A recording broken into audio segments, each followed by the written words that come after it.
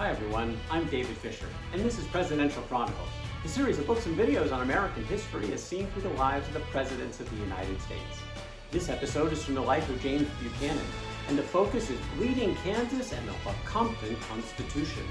The year is 1857, and just a couple of days into the presidency of James Buchanan, he got what he thought was a gift from the Supreme Court of the United States, a decision in a case called Dred Scott v. Sandford. Dred Scott was a slave, but he had spent a number of years in the free state of Illinois before being brought back to the slave state of Missouri, and he thought that his presence in Illinois entitled him to his freedom. So he went to federal court, he sued. The case made it to the Supreme Court, and just after Buchanan was inaugurated, they announced the decision by Chief Justice Roger Taney, and Roger Taney's decision was one of the most infamous decisions in Supreme Court history. They decided that Scott had no standing to sue because essentially he was not a person. He was property in the eyes of the Constitution and the law. And then they went further. The court decided that Congress had no power to restrict slavery basically anywhere in the United States, in states or in territories, that latter portion being new. So that Missouri Compromise, which had been around for about 35 years before it was recently replaced, it was unconstitutional because it did just that. Congress had made restrictions on slavery in territories. Well, this was a controversial decision, extremely unpopular in the North, extremely popular in the South. Where did James Buchanan stand on it? Well, some believe that Buchanan actually influenced the outcome. There were some rumors that he was working behind the scenes with a couple of justices to move this decision along and get this issue finalized. That has not been proven, more rumor, but one thing we do know is he was happy with the outcome. James Buchanan didn't take sides like almost everybody else did on the topic of slavery. Pro-slavery, anti-slavery, that wasn't James Buchanan's interest. His interest was in the law and getting this problem solved so people could get on with their lives. If they could solve this with a grand compromise in Congress, great. If they could solve it with a Supreme Court decision, great. And he saw this as doing just that because in the end, everybody needs to obey the court. According to Buchanan, under our free government, all citizens are equal before the law. The law and the law alone is their master. When this is disregarded and defied by excited and exasperated popular majorities, anarchy and confusion must be the inevitable consequence. If this was the decision of the court, that's it as far as Buchanan was concerned. Of course, for the population, and particularly in the North, not so simple, as Buchanan would slowly find out throughout the balance of his term in the White House. Well, Buchanan focused primarily on domestic policies during his administration, but he had some domestic challenges a little closer to home, right in his own White House. He had Miss Hetty, his longtime housekeeper, and he had his favorite niece, Harriet Lane, and they both were vying to run the White House. And Buchanan couldn't solve the problem. He eventually had to make a decision, and he sent Miss Hetty home. She went back to Wheatland, where she would basically oversee an empty household in Lancaster, Pennsylvania, while Harriet Lane essentially became the First Lady of the United States. She not only ran the White House, she was by Buchanan's side for all social events, and even during the darkest days of the Buchanan administration, he was a very social, outgoing person, and he continued to hold these events. Harriet Lane was almost always by his side. As a new president, he had the thankless task of filling civil offices across the federal government. This government had gotten big, lots of jobs, but not nearly enough. A lot more people wanted these jobs, and this issue of presidential patronage was becoming the scorn of most presidents. It was never an easy thing to do. You made more enemies than friends with every position that you handed out. But he took it on. He eventually replaced a lot of people who had been appointed by Franklin Pierce. He was a fellow Democrat. They were same party. He felt it was his time to put some new people in office. Not a lot of fun, but he filled the task. The focus of the country the entire time of this portion of his presidency was what was going on in Kansas. The Kansas Territory, a mini civil war was going on between the Free Staters and the pro-slavery folks, each with their own rival governments in the Kansas Territory. Violence was common. They were not looking for compromise. They were looking for winner take all. Well, James Buchanan recognized one of those two governments, the pro-slavery government. Even though there have been a lot of claims of fraud about people coming over from Missouri to vote illegally to put that government into its position, didn't matter to James Buchanan. This was settled. As far as he was concerned, what else could I have done? Or ought I have done? Would you have desired that I should abandon the territorial government, sanction it as it had been by Congress, to illegal violence and thus renew the scenes of civil war and bloodshed which every patriot in the country had deplored? He wasn't going to do that. What about that rival government, the one down the road in Topeka, Kansas? Well, Buchanan said the Topeka government, adhered to with such treasonable pertinacity, is a government in direct opposition to the existing government prescribed and recognized by Congress. It is a usurpation of the same character as it would be for a portion of the people of any state of the Union to undertake to establish a separate government within its limits for the purpose of redressing any grievance, real or imaginary, of which they might complain against the legitimate state government. Such a principle, if carried into execution, would destroy all lawful authority and produce universal anarchy.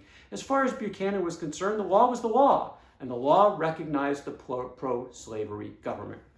But James Buchanan wanted this controversy over, and he thought the best way to do it was to get Kansas beyond territorial status, bring them into the Union as a state, make this decision about popular sovereignty and slavery, get the vote, and then move on. This was going to be a lot easier said than done. He decided to ask former Treasury Secretary Robert Walker to take over the job as territorial governor. Under Franklin Pierce, he had 3 territorial governors. They all failed pretty miserably. Walker was reluctant. He knew this was going to be a nearly impossible task, but Buchanan was persistent. He really pushed hard, and Walker agreed to take on the job, and he started making enemies almost from the start because it didn't matter what he said. No matter what he said, however benign, one side or the other was going to be really, really upset. That's just the nature of the beast. And Walker got off to a pretty bad start.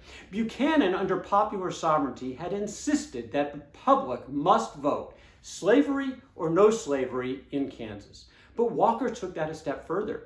He said the people of Kansas needed to vote for the Constitution or not. Now, this had not always been the case in states across the country. In fact, there have been 63 times constitutions at the state level had been passed in the history of the United States. 63 times. In 30 of those cases, those constitutions were submitted to the people for ratification. 33 times the constitutional conventions had ratified it without going to the people. So this was not a precedent where everything had always gone to the people. In fact, it was basically 50-50. When Walker made this announcement, the Southern stakeholders were outraged. They cried foul. This was beyond the authority of Walker. It was not a foregone conclusion that this is what had to happen. And Buchanan agreed. Buchanan agreed that people had to vote for or against slavery, but not for or against the Constitution. Walker was not off to a good start. Now, he wasn't off to a good start with the Free Staters either, because he didn't recognize that government at all. They were immediately angry with him. He was in a really tough spot. Summer of 1857, it was time to select delegates to this state constitutional convention, and Walker established a really stringent residency requirement on this vote. The only problem was the Free Staters refused to participate. Kind of an odd decision at the time, because this was their only chance to weigh in on this decision, but they were convinced that fraud was going to occur again. It had occurred in all the previous votes. Pro-slavery people from Missouri would come in and cast their vote, and they decided simply to opt out. They were not going to participate in something that they deemed likely to be fraudulent. So what happened? They handed it all to the pro-slavery people, and all pro-slavery supporters were elected as delegates to the state constitutional convention. Well, those folks gathered in Lecompton, Kansas in October of 1857. What did they do? They established a very pro-slavery constitution. Some of the provisions, free blacks, were prohibited to ever come into the state. They even said that even if the people vote no on slavery, any existing slaves, and there are about 200 slaves already in the territory, those existing slaves would stay slaves, and their descendants would be slaves. So they were trying to get slavery in there even if the people voted against it. They also passed a provision in the Constitution that said the Constitution can't be amended for 7 years, which is sort of unprecedented in these kinds of things. But this is what came from this one-sided pro-slavery group. They then ratified it as far as they were concerned, but we still had to go for a vote to the people. What would the people vote on? Would they vote on slavery only or also the Constitution? Well, the delegates decided they would only vote on the slavery question. So when the public vote was taken, they had two choices. Vote for the Constitution with slavery, vote for the Constitution without slavery. And once again, the Free Staters abstained. They didn't show up. So the vote, 92%, were for the Constitution with slavery. And the so-called Lecompton Constitution was sent to Washington, D.C. to the President of the United States to pass along to Congress. Meanwhile, the Northerners were apoplectic about all of this. This was not what was supposed to happen, and Stephen Douglas, the champion of the Kansas-Nebraska Act, the champion of popular sovereignty, was leading this charge because this wasn't popular sovereignty. How could it be when half the territory decided not to vote? This was also all too much for Robert Walker. He went back to Washington, met with the president, was unconvinced he was getting sufficient support, and he resigned right there on the spot. That put Frederick Stanton temporarily in charge in Kansas, and he worked with the legislature to actually create another vote. They did add for a third option, no to the Constitution, and this time it was role reversal. The pro-slavery folks thought their Constitution's already passed. They didn't show up to vote for this one, but the Free Staters did, and in this case the votes entirely went to no on the Constitution. Didn't even talk really about the other ones in a vote that was well over 95% in that direction. So now what to do? You've got these competing issues. What's the president going to decide? Well, James Buchanan's going to follow the law.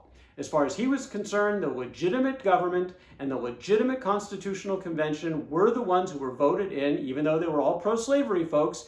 They were legitimate, made the Lecompton Constitution legitimate, and that's the one that he forwarded to Congress with his recommendation. Our only safety consists in obedience and conformity to the law, Buchanan said. Should a general spirit against its enforcement prevail, this will prove fatal to us as a nation. We acknowledge no master but the law. And should we cut loose from its restraints and everyone do what seemeth good on his own eyes, our case will indeed be hopeless. For this reason, it was the Lecompton Constitution that was the legitimate voice of the people of Kansas. Buchanan had absolutely no sympathy for the Free Staters who decided not to vote. According to Buchanan, throughout our whole Union, however, and wherever free government prevails, those who abstain from the exercise of the right of suffrage authorize those who do vote to act for them in that contingency. And the absentees are as much bound under the law and Constitution, where there is no fraud or violence, by the act of the majority of those who do vote, as if all had participated in the election. And this was his legal perspective. You don't vote, you're out of luck. Well, this was not going to be an easy sell in Congress, and the leading opposition was Stephen Douglas. Stephen Douglas, again, champion of popular sovereignty. How can that be when half the state or half the territory didn't vote? And he and Buchanan got into it, and Buchanan called him on it. He said, "Mr. Douglas, I desire you to remember that no Democrat ever yet differed with an administration of his own choice without being crushed." Well, Douglas didn't back down. He countered that if this Constitution is to be forced down our throats in violation of the fundamental principle of free government under a mode of submission that is a mockery and insult, I will resist it to the last. Battle was on now in Congress. The Senate was pretty easy. They approved the Lecompton Constitution. The House, more difficult. Buchanan on one side, Douglas on the other. They're not in the House, but they are lobbying and lobbying and lobbying, and Buchanan eventually realized he didn't have the votes. This was not going to pass. They tried one other final trick to maybe see how this would go, and they passed an amendment that changed the boundaries of the land grant that was being asked for in this Constitution, which meant it had to go back and be voted upon again by the people in Kansas. Well, this time again, the only ones who showed up were the Free State folks. It was more than 10-1 against this Constitution, and frankly, at that point, it was done. After all this, they were back to square one. Kansas was stuck in territorial status. There was seemingly no path forward at this point. And President James Buchanan was tabbed with a major failure on his watch, and the path to national fracture continued. That's James Buchanan and Bleeding Kansas and the Lecompton Constitution from the life of James Buchanan. For more presidential chronicles, check out my books on Amazon.com. Don't forget to subscribe to my YouTube channel. Until next time, I'm David Fisher, and this is Presidential Chronicles.